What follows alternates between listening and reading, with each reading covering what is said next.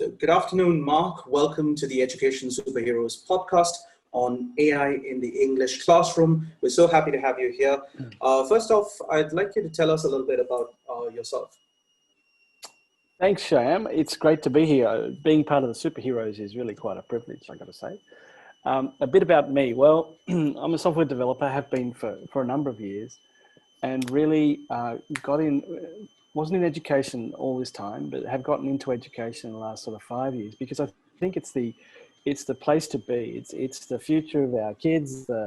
It's the way everything's going is moving towards a faster cycle kind of business and education system where people have to learn quicker, people have to do more with less time. And I think that's the exciting part about being in education now, is being able to help kids do that. It's a real challenge for them. It's a very different world to the one that we grew up in. Thank you, Mark. And for the uninitiated, I'd just like to give a quick intro to Scribo. That's Mark's project, and it's a writing assistant, an AI writing assistant to help teachers and students improve their writing in the classroom. So I'm just going to share a quick video about Scribo, and once we're done with that, we'll jump right into the questions. Scribo is here to help. Scribo helps you develop your core writing skills through instant feedback delivered to you about your text in seconds.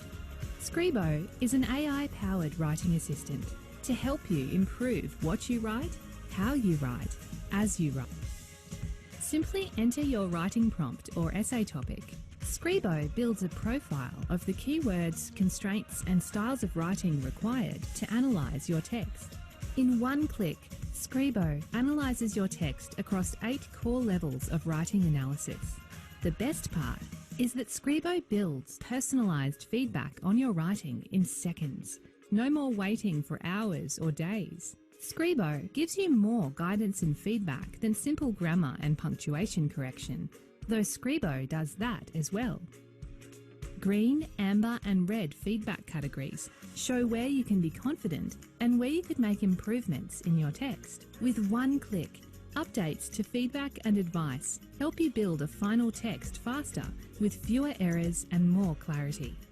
So that's Scribo for you, and we're going to start talking about AI in the English classroom. So Mark, what do you think are some of the common misconceptions about AI and AI in education in particular? Well, I think the biggest misconception about AI is that people actually think the computers think for themselves, which they just don't. The computers are very mechanical devices. They're very electrical mechanical devices, but basically, when you take your computer out of its box and you turn it on, it knows nothing. What starts to evolve as you use computers is they start to collect data.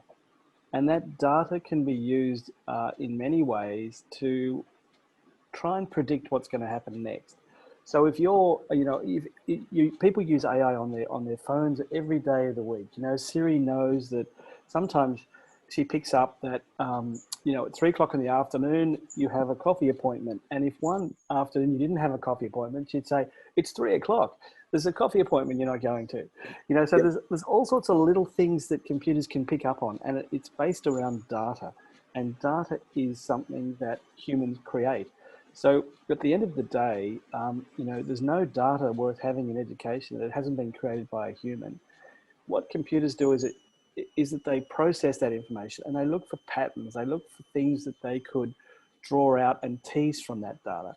But the whole point is AI is developed by humans. So, when people say I'm scared of AI, what you're really saying is I'm scared of using the data that I have just created to make decisions, which is a bit of a silly statement to make, isn't it? So exactly, that was actually going to lead on to my next question. I've heard from a couple of teachers that having AI in the classroom can be a little intimidating. So what do you have to say about that? Well, it's true. I mean, like computers, once they get going, once they get some data volumes and they start understanding what they can suggest and what they can sort of extract from the data, they can do a lot. And sometimes that, is an overpowering amount of information. But I don't think it's bad. I think you've just got to be able to use information as best you can when you can. So if you look at the news online, I mean, it just gets bombarded every day. I mean, a Twitter feed or a LinkedIn feed, there's so much information there. that people cherry pick what they want to read. And I think it's the same with data in the classroom. I mean, you can't fix everything, but you certainly can look for data that you're interested in and use that data. So I don't think, overbearing is sometimes just an emotional response. I think, if you see the news every day, you're overwhelmed every day. So I think it's just a matter of coming to grips with the fact that data is able to be used in the classroom, and then being able to find the data that you're really interested in to make a difference. Just to clarify, so you talked about cherry picking data and using it in the classroom, and the comparison that you gave was news stories and how you cherry pick news stories, and then the news stories or the news feed that you get evolves into the kind of things that you want to read. So that's the filter bubble phenomenon. Is cherry picking data in the classroom going to lead to a sort of filter bubble which may restrict one's view? I don't think so. I think, if you talk to lots of teachers I talk to say, look, teaching is a continuum. It's not really an end point. Some days you just don't get the learning across, so you have to revisit it the next day. So when I say cherry picking, I think in an English teacher's context, sometimes English teachers just want to see an improvement in paragraphing. There's lots of other metrics and data around, but all they want to do is focus on paragraphing. So they head for that, they look for that, they work with that. And that's cherry picking data. It's just like I'm always trying to find a good news story on my phone, but it's very hard. Excellent. So I think when you were talking about cherry picking data, this is something that I've done in my English classrooms. Is I get my students to submit homework, and then if there is an overarching problem across all pieces of writing, I just put that up on the board and then work with that and with my students. I'm guessing that the AI would just make it easier for me to find that problem. Much quicker. So really, I mean, I know teachers that take home 31,000 word essays every weekend. That's 30,000 words, right? That takes them all weekend to read it. It takes AI, it takes the engines now about 10 seconds to read that. So what they do is that they surface all of that information for you and give it back to you and say, you're the teacher, here's what I found for you. So I think that's the real benefit, is you get much quicker information without spending so much time that you're currently spending. And I think the time that you are not spending reading those papers is the time you can be investing in higher level conversations with your students. Exactly. Well, that's an interesting idea to work with. And I think it leads on to the next question that I had for you. We have an exciting writing competition coming up, and we're planning to use Scribo as one of the judges to help the teachers sort through the hordes of writing entries that are going to come in. And I just wanted to find out, can Scribo kind of evaluate creativity? Is that a possibility now or in the future? To be honest, it's in the future. I think, there are so many. English is a really interesting part of our mind, because it's a metacognitive skill. And yourself, when you read an article in a paper, you can say, oh, that was a bit boring. And some days you say to yourself, wow, that's really beautifully written. And you read it again, Yeah. The computer can't tell that, okay? The computer will read both sets of text and say, yep, that one. But it won't say, gee, that one's so much more beautifully written than this one. So there is this metacognition that humans have, and they will always have, over computers. And that is the ability to bring all sorts of influence together to make a decision. A computer is programmed to make a decision, and AI is programmed to make a decision. So, that's the big difference. So what it does beautifully is all the mechanical lifting, it looks for all the different clumsy things that happen in English. It draws out lots of patterns of things that are good and not so good. It is getting better. It's moving into a world now where it's becoming more heuristic, which means it doesn't look for fixed attributes. It tries to find things in a more bi-directional way. So it is getting more and more clever, but in 1960 they said that AI would be up and running in 5 years' time, and it's now 2020. So I think every 5 years they say it's going to be another 10 years.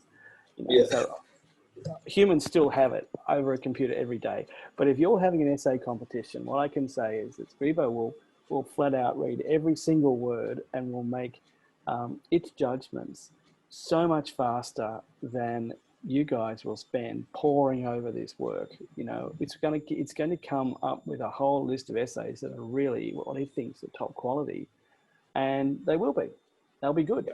But it's up to you to make the final decision as to which one's the best. Yeah, so it's not a competition between the teacher and the AI, but it's more like a collaborative effort to find the best writing, and also to find the common mistakes and help fix those mistakes for our students. Yeah, look, I really wish someone didn't call it artificial. It really is what it should be called: assistive intelligence. Okay, it's there to assist all the work the teachers do. It's not there to artificially replace anybody. Yeah, excellent. On that note, let's move on to the next topic that I had in mind. There are a lot of AI engines that work with correcting writing. So how is Scribo different from those other engines? Okay, so you've got a few things out there. You know, there's things called Grammarly. There's the spell check. It's what I call GPS. You know, grammar, punctuation, and spelling. It's like so important now for everybody to have GPS. It's like in the car. You know, like I don't write an email without GPS. You know, okay. and I don't go driving without GPS. GPS is everything, right? But it's the most basic assistant you can get your hands on. Did you spell a word correctly, and did you put a comma in there? It's really simple stuff. They're the basics of learning grammar and writing well. But you know, everyone knows writing well is so much more than just GPS. So much more. And I think this is where teaching is always going to have a really strong alignment to English. Yeah. I think, you know, from everything that you've said, it sounds to me that Scribo is a teacher's best friend in the classroom. It helps the teacher find and help students fix errors on their own. How does Scribo work with students? Oh, look, students love it. I mean, we've got some great quotes coming in from kids. They kind of call it the teacher in the cupboard, you know, because typically when students are working at home, they don't have that support network with them. You know, their parents are busy doing things. They've come out of an exciting classroom and they've been given some work to do, and all of a sudden the excitement stops, right? And they have to be self-powered. And this is where I think homework is really interesting, because you're almost sending someone from a really exciting collaboration into a dark room and saying, okay, recreate what we just taught you. Yeah. So that's the journey that a lot of kids go on, and a lot of kids can't do that. You know, they start wondering whether they're right or wrong, and they start thinking to themselves, I don't know what to do. And I think that's where Scribo really helps the kids, and that's the feedback we get. Is the kids say, gee, this is really, you know, if I write a sentence, it'll tell me it's a silly sentence or too long or something, and it helps me fix it. So that's working with them as they're writing. Now, what typically happens now is, it happened with my sons when they were at school. They'd come home with a blank piece of paper, they'd give it a go, they'd get it back 2 weeks later and say, you failed, or it wasn't good enough. Now, that's a huge 2-week journey, you know? And so they started thinking, gee, I'm not good at writing at all, you know? But that's rubbish. They just needed more support when they were writing. And a teacher can't be everywhere, right? So it's a buddy system. I think we all have to, you know, it's just like GPS. If you're typing something on your SMS and it picks up you've made a spelling mistake, you can fix it there and then. You don't have to send a silly text, you know? Yeah. Although a lot of people still do.